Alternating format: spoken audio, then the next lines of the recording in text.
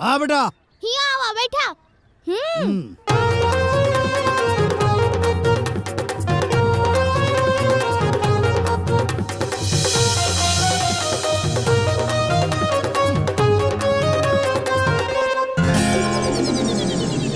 माई। हाँ बाबू। कहाँ गए रहले हरे? अरे गई रहनी है, शगुन उठावे के बा, गीत गावे के बा, हल्दी कूटे के बा, लड्डू बाने के बा, बड़ी काम में मेहरा लोग को बुलावे गई रहनी है। माई कुल धोती साड़ी आ गई कि ना? आ गए। सही वाला कपड़वा? हाँ हाँ सब। जेवर वर कुल बन गई? बन गई बाबू। हमार शेरवानी आयल कि ना रे माई? अरे आ गई बाबू। मर्सिडीज गाड़ी बुक हो गई हमारा खातिर। सब तैयारी बा एकदम। माई तैयारी बढ़िया होके के चाहिए, कहे से कि दुल्हा बन के जाई ना। हाँ और तो पूरा जवार देखो। चल अंदर। जी मालिक। कार्ड कहाँ कहाँ बटाइल? अब आज से शुरुआत करे जाता नहीं मालिक। क्षेत्र जवार में क्यों घर बचा के ना चाहिए जी। सुन, कार्ड की शुरुआत सबसे पहले अपना सबसे खास आदमी के द्वारा करी है। जी मालिक। जो बाकी तैयारी माई बढ़िया होके के चाहिए। हाँ हाँ तू निश्चिंत रह। हाँ छेना वना कुल मंगा ला, मिठाई उठाई रसगुल्ला चमचम, जवार खा के मस्त हो जाए, समझ ले तना बढ़िया मिठाई होके के चाहिए। सबसे खास आदमी शुरुआत करे के होखी गुड्डू बाबू से। मालिक के खास आदमी रउआ से बढ़ के तो केहू ना बा, तो हम सोचनी है कि बरम बाबा से पहले रउआ से ही शुरुआत करी। ई ली अपन बाबूजी के कार्ड।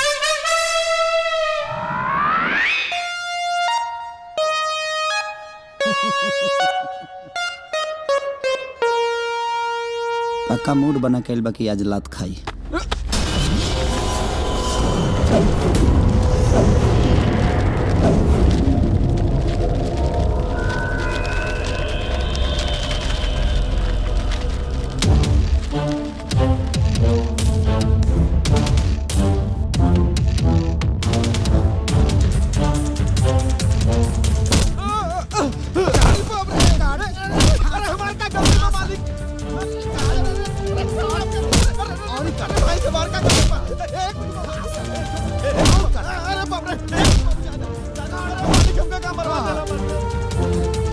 कार्ड दे।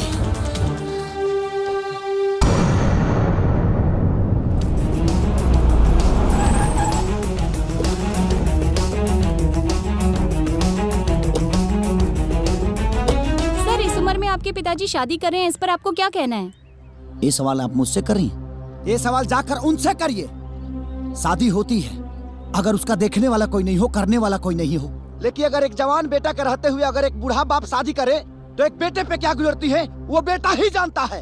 अरे जिस उम्र में नाती पोता के उंगली पकड़ा के दुनिया की अच्छी शिक्षा देनी चाहिए, उसे अच्छा रास्ता दिखाना चाहिए, उस उम्र में एक बाप अगर शादी करे अपने जवान बेटा के रहते हुए तो उस बेटा को तो धरती फाड़ के घुस जाना चाहिए। दुनिया कुछ भी कहे कुछ भी करे, मुझे कोई फर्क नहीं पड़ता। मेरी जिंदगी है, मेरी खुशी है, मैं अपनी जिंदगी अपने हिसाब से जीऊंगा। मेरी मौज है। इसका मतलब आपके हिसाब से ये गलत है? गलत है, ये मानवता का चीर हरण है, गलत ही नहीं है। चलली कौशल्या रानी बेटावा भी आए हो, दहके चिड़ैया उड़ी लागेली आकाश हो। देखिए ये अपने आप में एक बहुत ही अनूठा केस है। एक बाप को साबित करना है कि ये मेरा बेटा नहीं है, अब बेटा को साबित करना है कि यही मेरे पिताजी हैं।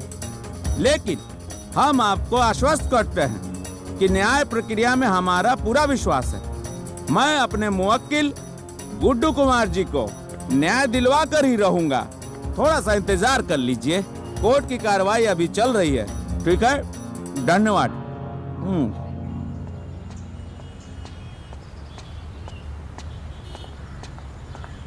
अरे अरे अरे अरे अरे बाप रे, हमें सोशल मीडिया के हीरो। तू तो छागल बड़ा हो।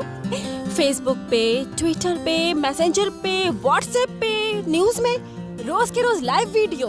वाह, और बाप की इतनी बेइज्जती और न्यूज पे। Hats off. एगो बात बताई। बतावा ना। तहर दिमाग हो गइल बा खराब। अच्छा ठीक बा। अच्छा तो क्या अब हमार जरूरत ना, अच्छा डॉक्टर के जरूरत बा। जाके कोनो डॉक्टर से इलाज करवाओ। हमार दिमाग मत खराब कर, बुझा गई? तोरा के पता होके कि चाहे कि डॉक्टर के ना डॉक्टर की जरूरत ना पड़ेला। काहे डॉक्टर सिरमिट वालों से बनेला का? हां, ओकरा सर्दी खांसी ना होला? इतना दिमाग तनी शर्म करा ना, काहे के बे मतलब के दिमाग खराब केले बड़ू हमार? शर्म तोहरा क्या आवे के चाही? तोहके शर्म ए लिए आवे के चाही कि तू डॉक्टर ने के दिल के साथ रोज के रोज खेला खेला ताड़ा। अरे हम तोरा से प्यार करेनी और तू हम के हार्ट अटैक खा जाई ना एक दिन तो तू बस बुलावत रह जाई, हम बिल्कुल ना आए। सुना ना, का अपना देह के डिस्पेंसरी से एगो ऐसन मेडिसिन दे दो कि तू निमन हो जा, हम निरोग हो जाई। तोके लगा था तू ओला एक बाड़ा। रहला का? अरे यार, तू आदमी के पैजामा हुआ का? कुछ भी अनाप शनाप बकत रहेला। ए बेरा बुढ़ऊ के हिला के आवतानी। बुढ़ऊ के हिला के आवताड़ो मतलब ई क्यों से बंटवारा क के आवतानी औ का हवेली के सामने ही पलानी गिरले बनी जबरदस्त। और ई बात कह के आइल बनी कि जब तक ले केस ना जीतब तब तक ले तोहरा चौकट पर पैर ना रखब। चौखट पर घंटा रखबा, घंटा। और जब चौखट पे पैर ही न रखबा तो घर के अंदर कैसे जेबा? और घर के अंदर ना जेबा तो डॉक्यूमेंट बाहर कैसे आई?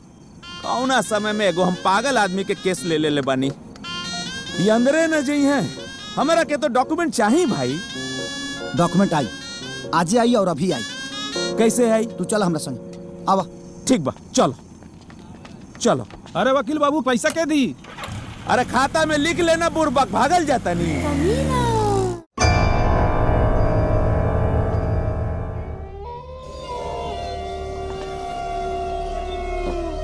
चल चल चल चल।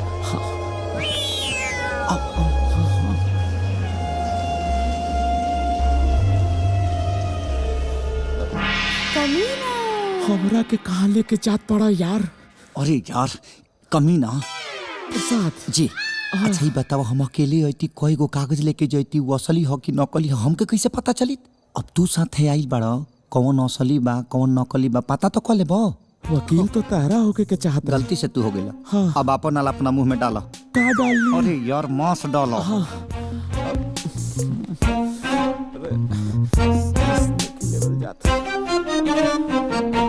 आराम से।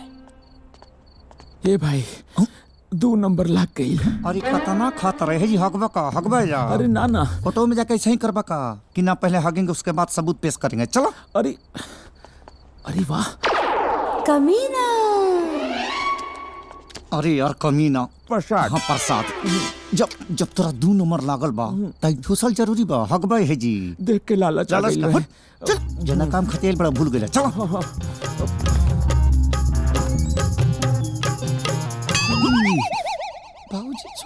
हाँ। बुझाता बाबूजी निकल गईले। शुभ शुभ बोलो हमरा बाबूजी, हम मर में हक देबो। सांस नहीं के चलो। सांस खींचे ले, वैसा ही वो का करेले। चलो चलो काम कर। अच्छा हाँ। ये में तो दूध के हिसाब लिखल बा। आओ देखो दोसर। हाँ है ना, ये में तो उधारी खाता लिखल बा। सिरहन के देखा ना। ए भाई चेक कर ले कि बाबूजी जिंदा बाड़े कि ना। अरे चल ना रे, छोड़ी रख ले, यहाँ डाल दी है। आए चलो। ना ना ना, चल चल चल चल।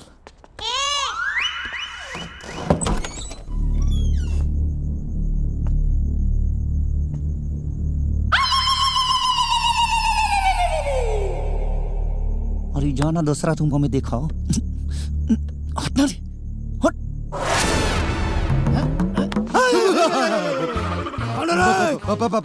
भूत भूत कहाँ चाहिए? सबूत ना। भाई रंजन, बाहर निकल। भागे ना बाबा, पकड़ ससुरल के। मार, भाग। कहाँ गए हो नाना? भाग गले ससुरे। कहाँ गइले ससुर? आओ बेटा आओ। प्रणाम। प्रणाम प्रणाम। खुश रहा बेटा, खुश रहा। रवा तो जाना तनी ना कि हम केकर बेटा हई, कब पैदा भई रहनी, केकर नाती हई, कहवा घर है हमार। बता दी ना वकील साहब के। हमारा के सब मालूम बा, सब कुछ पता बा कि तू राम प्रसाद के बेटा बाड़ा, यही गांव में पैदा भइल बाड़ा। लेकिन बाबू हम कुछ लिख के ना दे, काहे से कि जब तक तू अपने पिताजी के ना लेके आई बा हम कुछ लिख के ना दे। पंडित जी पंडित जी पंडित जी पंडित जी प्रणाम। रवा रवा तो जानते बानी, रवा हमार कुंडली बनौले बानी। ऐसे मैंने दादी कहले। रवो तो जानते बानी ना, तो रवो बताई ना वकील साहब के। अरे बेटा तोर हम कुंडली तो बनैले रही, लेकिन जौन साल तोहर जन्म भइल रहे ना, उस साल बहुत बाढ़ आइल रहे अब बाढ़ कौन साल आयल रहे याद नहीं खे बेटा। हाँ हाँ पंडित जी, बाढ़ तो हर साल आवेला, तो हर साल ही पैदा भइल रहलन। तू ज्यादा पढ़ल बड़ा का? अरे अब किससे 5 साल पहले बाढ़ आयल रहे। हाँ, ठीक बा। और ओकरा 3 साल पहले बाढ़ आयल रहे। 8 साल हो गए। कौने साल के बना दी हम? अब काश बाढ़ में हमार अरमानो दह गे रहित, है दिन ना देखे के पड़ी थम के। अरे हो जाई भाई, हम बनी नू। मैंने यही ना होई। ना कुछ करत नहीं। अच्छा सुनी ना मुखिया जी, हम सारा पेपर बनवा ले बनी, रउआ खाली एहिजा दस्तखत कर दी, बाकी सब हम संभाल लेब। तू हमारा से वकील ही झाड़त बड़ा, हाँ वकीलगिरी दिखावत बड़ा। जाए के राम प्रसाद जी के ले आवा, हम जहाँ कहबा वहाँ साइन कर दे, बुझला? जा पहले उनका रख ले, क्या हुआ जो यहाँ से। अब की बार आई नू तो रउआ लोग गांव में रही जा। अब चली चली।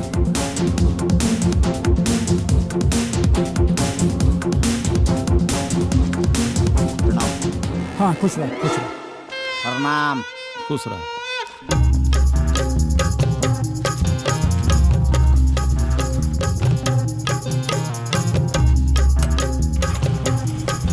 बैठ जाए हम। हाँ। अरे गुड्डू बाबू,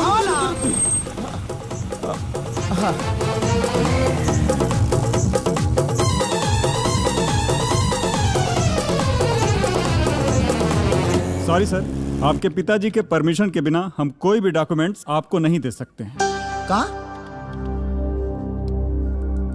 अब हो जाए जीरोक्स सर, जीरोक्स। सर जेरोक्स भी तो ओरिजिनल कॉपी से ही निकलता है ना सर। अब ठीक बा, हो जाए, चली ना। आई। यही का हर जगह होई। ना हर जगह तो ना होई, हम देखा था नहीं, बाद में देखा था। हम बानी नू, सब ठीक हो जाए। चल ना रुआ तो एहू जी बनी, लेकिन ना भाई। ना हो जाए, आई ना रहुआ, दूसरा दिमाग लगावे के पड़ी। आई आई आई, लिविंग सर्टिफिकेटवा मिल जाई नू, काम हो जाए। का काम हो जाए?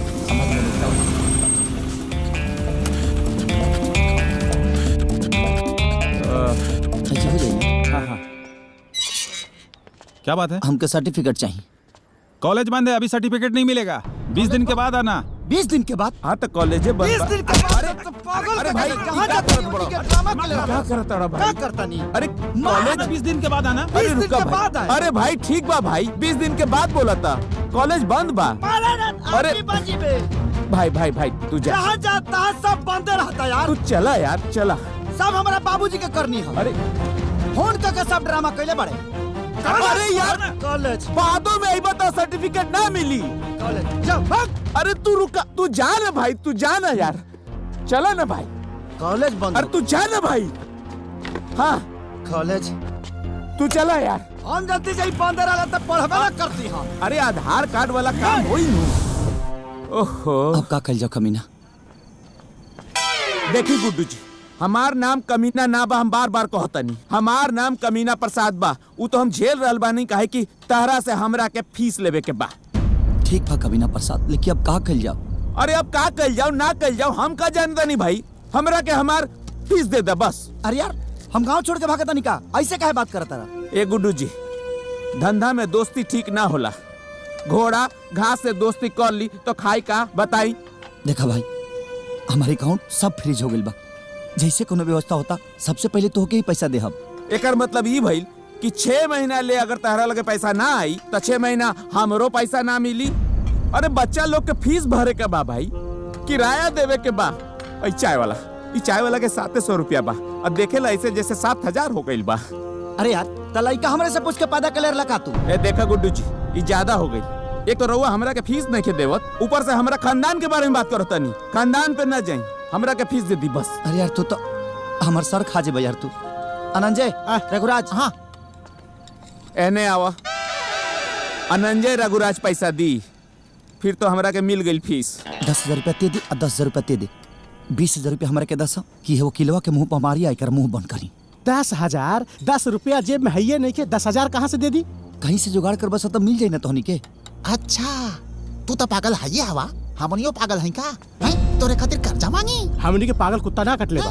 देख, जब हमारे लगे पैसा रहे तो तहनी के ऊपर लाख लाख रुपया खर्चा के ले बनी, तहनी के ऊपर हर वक्त खर्चा के ले बनी, जोड़ कर ले बड़ा सा तवन दे ले बनी। आज हमारे खातिर 10,000 रुपया नहीं खर्चा दे सका। तो कहाँ से दे दी? कहाँ से दे दी? कहाँ से दे दी? हाँ? तहनी से तो अच्छा कि दुश्मन के हम पाल ले रहती।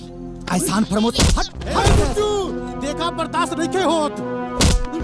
अरे अभी क्या हो रहा है भाई? गुड्डू देख ले भला के। अरे पगला गई बड़ा। अरे भाई, दोस्ती की कसम अब छोड़ ठीक अरे नहीं भाई। करत। बिल्कुल हवा से तहनी। अरे भाई चुप रहे यार। चुगला क्या हो? गुड्डू भाग। अरे गुड्डू जी, ये सब करे के का जरूरत रहे? आज दुख के घड़ी में सब लोग हमारे साथ छोड़ दिया। दादी, दीदी, यहां तक लेके इतना अच्छा दोस्त भी हमारा साथ छोड़ देना सा।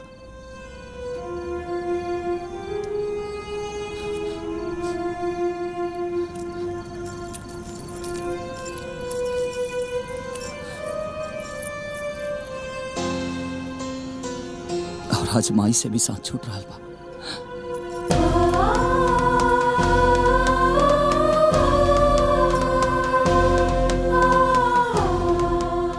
हमारी माई के दिहर आखिरी निशानी है। एकरा के बेच के अरे वो अपन फीस ले ले। वो सब तो ठीक बा, लेकिन डॉक्यूमेंट्स भी लावे के पड़ी। जी ठीक बा।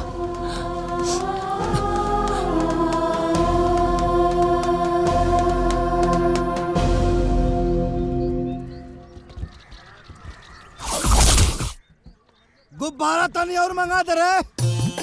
हाँ, सामान पूरा आ गई?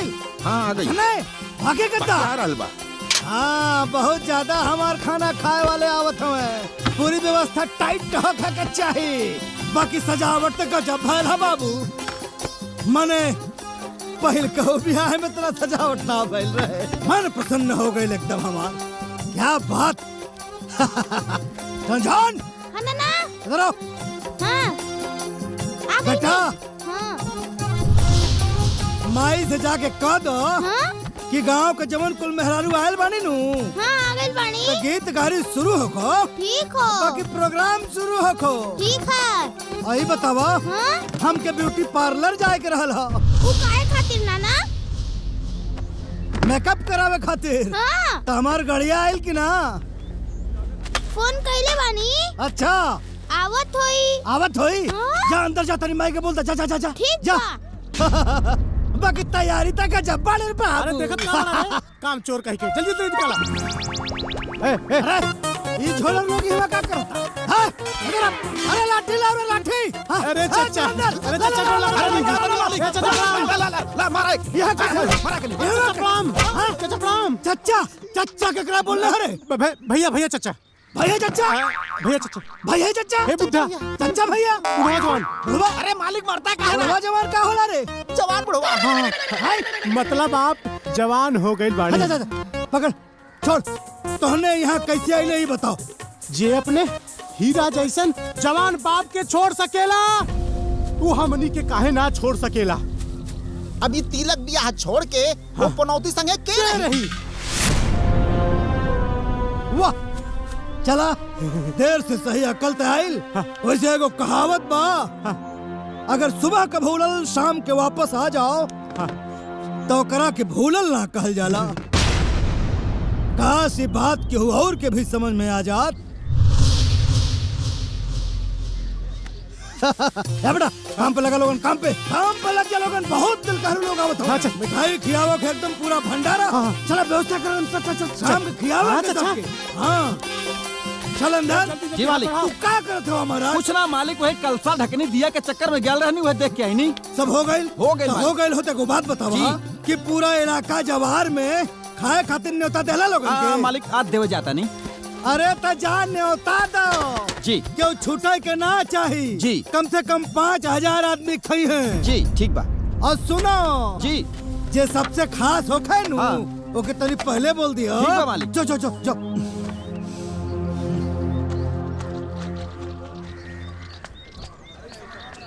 अरे गुड्डू बाबू, आज तिलक में सबहरे खाए के न्योता बा। सवारे मतलब? मतलब पूरे परिवार के साथ खाए के बा, काहे कि बाबूजी के तिलक बानू।